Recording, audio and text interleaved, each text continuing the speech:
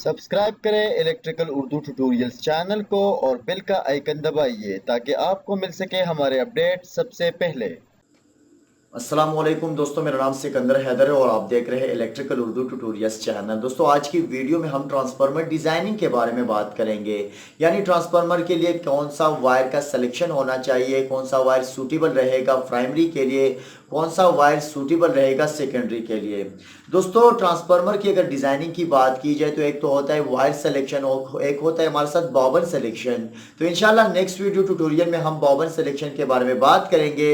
आज की वीडियो में हम सिर्फ वायर सिलेक्शन के बारे में बात करेंगे। ट्रांसफार्मर की वायर सिलेक्शन से पहले हमें कुछ और बातों का भी ध्यान रखना पड़ता है, जिसमें हमारे साथ पहले नंबर पर आता है ट्रांसफार्मर का वर्किंग टाइम। यानी अगर आप एक ट्रांसफार्मर डिजाइन कर रहे हो तो वो कितने देर तक काम में लिया जाएगा, वो 24 घंटे काम करेगा या 6 घंटे या 2 घंटे। तो ये आपने जहन में रखना चाहिए और इसी हिसाब से आपने वायर को सेलेक्ट करना है। उसके बाद जो मेन चीज़ आती है वो ट्रांसफार्मर की इंस्टॉलेशन प्लेस है। यानी अगर वहाँ पर ऐसी जगह पर आप ट्रांसफार्मर लगा रहे हो जिस एक खुली जगह हो, उस पर हवा लग रही हो, तो वहाँ पर एक अलग हिसाब होता है। लेकिन अगर आप एक ट्रांसफार्मर को एक बॉक्स में बंद करते हो तो उस हिसाब से आपने वायर को सेलेक्ट करना है। उसके बाद जो मेन चीज़ आती है, ट्रांसफार्मर को अगर आप बनाते भी हो, बॉक्स में बंद करते हो या खुली जगह पर रखते हो, लेकिन उसको एक ऐसी जगह पर इंस्टॉल करना है जहाँ पर कोई ऐसी चीज़ मौजूद हो जिसकी गर्माइश ट्रांसफार्मर पर पड़ती हो। जैसे हमारे साथ एक एयर कंडीशन का आउटडोर यूनिट है, अगर आप उसके सामने ट्रांसफार्मर की इंस्टॉलेशन करेंगे तो इस वक्त में आपने ट्रांसफार्मर का वायर का साइज़ भी ज़्यादा रखना है और ट्रांसफार्मर थोड़ा सा बड़ा बनाना है, क्योंकि वहाँ पर गर्माइश ट्रांसफार्मर पर पड़ती है और उस वजह से आपका ट्रांसफार्मर जल भी सकता है। दोस्तों, अगर आपने 24 घंटे ट्रांसफार्मर चलाना होता है, यानी एक ट्रांसफार्मर आप बनाएंगे 24 घंटे काम के लिए, तो उसमें आपने जाहिरी बात है ट्रांसफार्मर में वायर मोटा तार लगाना होगा, बड़ा गेज लगाना होगा। लेकिन अगर आपने उससे कम रखना है, 6 घंटे लगाना है, 4 घंटे लगाना है, तो उसी से आपने वायर का सिलेक्शन भी करना है। अगर आप वायर का सिलेक्शन ज़्यादा रखते हो, मोटा वायर इस्तेमाल करते हो, तो उस पर आपका खर्चा बढ़ेगा। लेकिन अगर आप वायर का सिलेक्शन कम रखते हो, यानी एक बारीक वायर इस्तेमाल करते हो, तो उसमें आपका ट्रांसफार्मर जल सकता है। तो इसी हिसाब से मैं आपके साथ एक टेबल शेयर करने वाला हूँ जिसमें हमने दिखाया हुआ है SWG गेजेस, यानी हमने वायर नंबर दी हुई है और वो हमने 1000 सर्कुलर मिल फी एम्पेयर के हिसाब से रखा हुआ है। यानी अगर हमारे साथ एक ट्रांसफार्मर 4 से 6 घंटे चलेगा तो वो हमारे साथ इतना एम्पेयर बर्दाश्त कर सकता है एक वायर, और अगर हमारे साथ वो 6 से 12 घंटे चलेगा तो उस हिसाब से हमने थोड़ा वायर साइज और भी बढ़ाना है। तो इसके लिए मैं आपको ले चलता हूँ अपने कंप्यूटर स्क्रीन पर, वहाँ पर आपको मैं टेबल भी दिखा देता हूँ और इस हिसाब से आपको थोड़ा कैलकुलेशन करके भी दिखा दूंगा। लेकिन अगर आपको ये टेबल चाहिए तो आपको नीचे डिस्क्रिप्शन में लिंक मिल जाएगा, उस पर क्लिक करके आप उस टेबल को अपने साथ सेव कर सकते हो अपने गैलरी में या अपने कंप्यूटर में। तो चलिए चलते हैं अपने कंप्यूटर स्क्रीन पर। दोस्तों, इस वीडियो में मैं आपके साथ एक एग्जाम्पल शेयर करूंगा। इस एग्जाम्पल के थ्रू मैं आप लोगों को समझाऊंगा कि कैसे आपने एक ट्रांसफार्मर के लिए वायर साइज सेलेक्ट करना है, कौन सा वायर आपके प्राइमरी के लिए सूटेबल रहेगा, कौन सा सेकेंडरी के लिए सूटेबल रहेगा। तो इस वीडियो को आप कम्प्लीटली वॉच कीजिए ताकि आप ये सारी चीज़ें बआसानी समझ सकें। यहाँ पर हम पहले ट्रांसफार्मर के बॉबन के साइज़ के बारे में बात नहीं करेंगे। सबसे पहले हम अपने रिक्वायरमेंट्स के बारे में बात करेंगे। यानी अगर एक ट्रांसफार्मर हमें बनाना है तो वो कितने वोल्टेज पर चलने वाला है, उसकी प्राइमरी वोल्टेज कितनी होगी, सेकेंडरी में हमें कितनी वोल्ट चाहिए, क्या वो एक स्टेप डाउन है या एक स्टेप अप है, हमारे साथ सेकेंडरी करंट कितना है। तो अगर हमें सेकेंडरी करंट की रिक्वायरमेंट्स हमें पता है, वो हम लगा देंगे तो हम प्राइमरी करंट को बआसानी फाइंड आउट कर सकते हैं। तो यहाँ पर प्राइमरी वोल्टेज 220 वोल्ट मैंने रखी हुई है क्योंकि हमारे साथ अमूमन 220 वोल्ट ही रहती है। अब सेकेंडरी वोल्टेज मेरे साथ 13 + 13 है, यानी 13 + 13 वोल्ट है। ये मेरे साथ ये ट्रांसफार्मर 13 वोल्ट भी आउटपुट पे देगा, 26 भी देगा। इसी तरह जो सेकेंडरी करंट है वो मेरे साथ 7 एम्पेयर है और प्राइमरी करंट मुझे फाइंड आउट करना है। तो ये तो था मेरा एक ट्रांसफार्मर, एक स्टेप डाउन ट्रांसफार्मर है। अगर मैं एक ऐसा स्टेप डाउन ट्रांसफार्मर डिज़ाइन करना चाहूँ जिसकी जो प्राइमरी वोल्टेज है वो 220 वोल्ट है, सेकेंडरी वोल्टेज है वो 13 वोल्ट है, इस तरह सेकेंडरी करंट है वो 7 एम्पेयर है, और इस तरह प्राइमरी करंट मुझे फाइंड आउट करना है। यहाँ पर बॉबन का साइज़ जो है वो मैंने 1.5 इंच और 2 इंच रखा हुआ है, जिसको अगर मैं लंबाई ज़रबे चौड़ाई करता हूँ तो मेरे साथ यहाँ पर आ जाएगा 3 स्क्वायर इंचेस यानी मुरब्बा इंच। ठीक है, अब सबसे पहले मुझे करंट फाइंड आउट करना है, प्राइमरी करंट। ठीक है, फार्मूला उसके लिए मैं ऑलरेडी भी एक्सप्लेन कर चुका हूँ, यहाँ पर दोबारा कर देता हूँ। प्राइमरी करंट फाइंड आउट करने के लिए मुझे करना क्या होगा कि सेकेंडरी करंट को मल्टीप्लाई करूँगा सेकेंडरी प्रेशर के साथ और डिवाइड कर दूंगा प्राइमरी प्रेशर के साथ। अब यहाँ पर मेरे साथ सेकेंडरी करंट 7 एम्पेयर है, लेकिन मैंने यहाँ पर 8.2 एम्पेयर लिखा हुआ है। वो इसलिए लिखा हुआ है कि जो टेबल मैं आपके के साथ शेयर करने वाला हूँ उस टेबल के अनुसार आप एक ऐसा ट्रांसफार्मर डिज़ाइन कर सकते हो, वायर सेलेक्ट कर सकते हो जो 1 घंटे से लेकर 6 घंटे तक काम करता है। अगर 6 घंटे से ज़्यादा काम में लिया जाएगा तो फिर आप उसके हिसाब से वायर का साइज़ भी बढ़ाएंगे। ठीक है, यहाँ पर मैं आपके साथ ये टेबल दिखा देता हूँ। यहाँ पर wire size 1000 circular miles per ampere हिसाब से लिखा हुआ है। यहाँ ट्रांसफार्मर की वाइंडिंग करंट भी दिखाई गई हुई है। तो यहाँ पर हमारे साथ 10 SWG से होकर तकरीबन 48 SWG तक वायर के चार्ट मैंने दिया हुआ है, और इसके सामने मैंने इसका एम्पेयर दिया हुआ है। ट्रांसफार्मर वाइंडिंग करंट दी हुई है कि कितना लोड ये बर्दाश्त करेगी। तो वहाँ पर मेरी रिक्वायरमेंट 7 एम्पेयर है, और अगर देखा जाए तो 16 SWG मेरे साथ 6.5 एम्पेयर का लोड बर्दाश्त कर सकती है।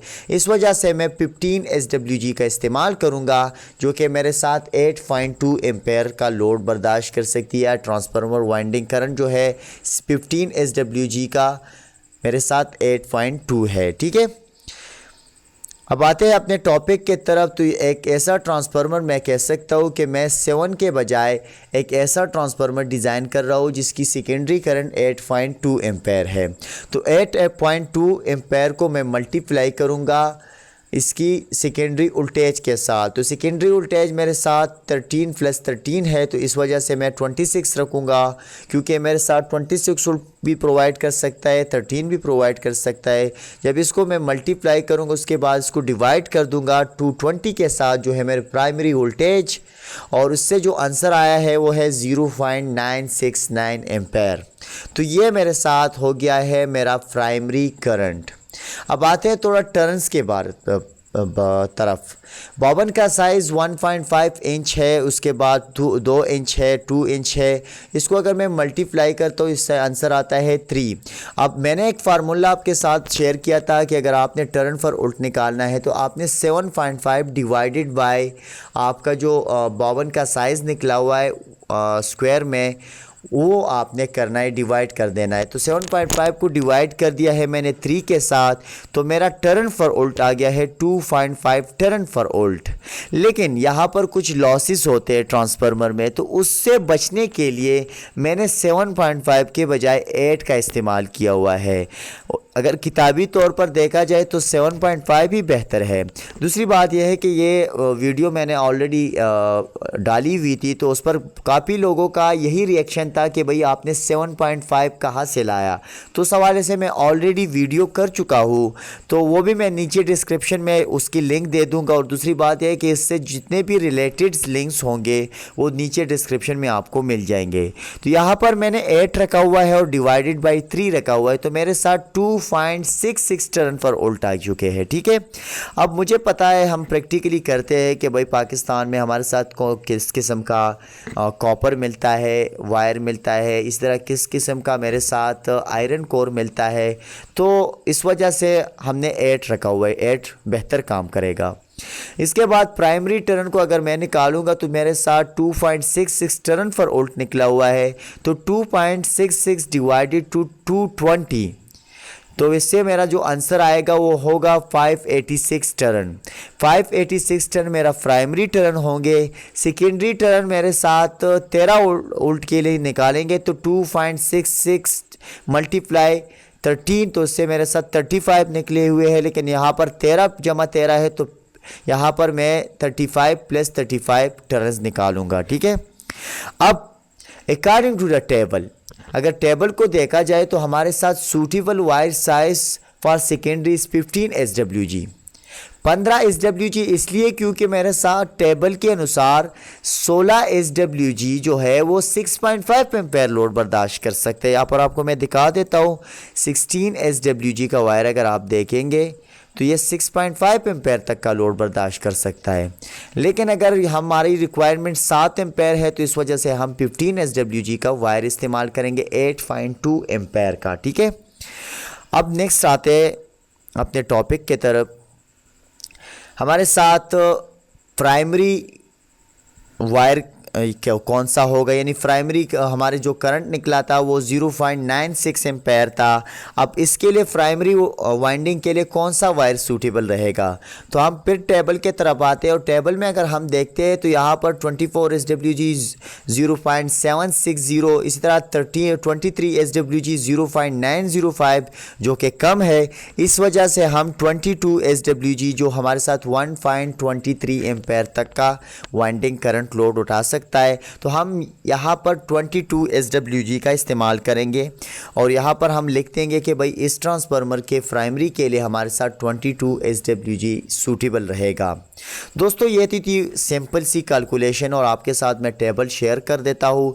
दूसरी बात यह है कि ये टेबल आपको नीचे डिस्क्रिप्शन में एक लिंक मिल जाएगा हमारे ब्लॉग का, वहाँ पर भी आपको सारी कैलकुलेशन मिल जाएगी, वहाँ से आप ये टेबल डाउनलोड कर सकते हो। ये टेबल हमने खुद का नहीं बनाया हुआ है, किताब से लिया हुआ है और किताब में इसकी सारी चीज़ें मौजूद है, तो आप इसका इस्तेमाल कर सकते हैं। लेकिन यहाँ पर आपको थोड़ा मैं क्लियर कर दूँ कि ये एक ऐसे ट्रांसफार्मर बनाने के लिए कि भाई ये हमारे साथ 6 घंटे से ज़्यादा इस्तेमाल में नहीं लाया जाएगा।